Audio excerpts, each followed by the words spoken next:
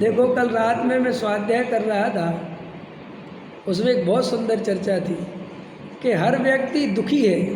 क्या? हर व्यक्ति दुखी है और सुखी होना चाहता है, और रात दिन दुखी से सुख की ओर जाना चाहता है। जाना चाहता है कि नहीं? और मज़ेदार बात है, गजब गजब की बात जो उसमें लिखी थी कि वो वर्तमान में दुखी है, ये बात वो भी जानता है। वर्तमान में क्या है?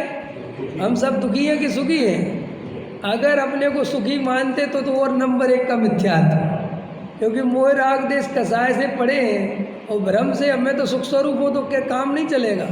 राग देश कसाय में पीड़ित है और अपने को भ्रम से सुख मानता है, कसाय का दुख नहीं लगता, तो वो तो मिथ्यात्व है।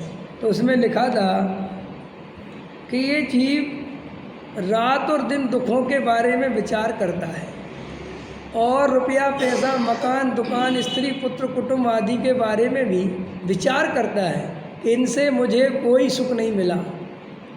किसी को कुछ सुख मिला? पैसे से वास्तव में कोई सुख मिला? अभी तक मिला क्या? नहीं मिला। स्त्री पुत्र आदि से कोई सुख मिला? कुछ नहीं मिला। समाज से कुछ सुख मिला कि नहीं मिला।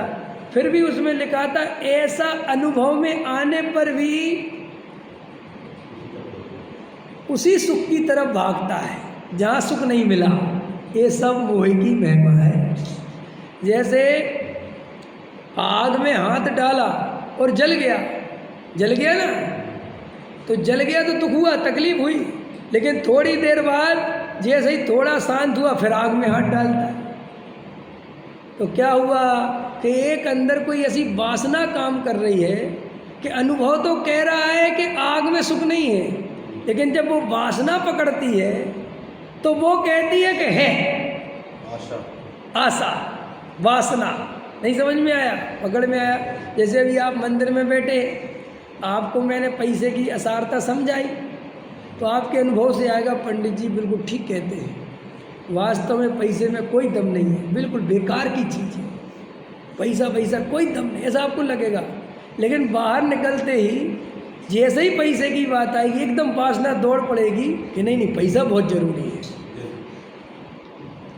तो ऐसे द्वंद्व में उसमें लिखा था, ऐसे द्वंद्व में पूरा जीवन चला जाता है और ये जीव पर द्रव्य से भिन्न आत्मा का अनुभव नहीं कर पाता।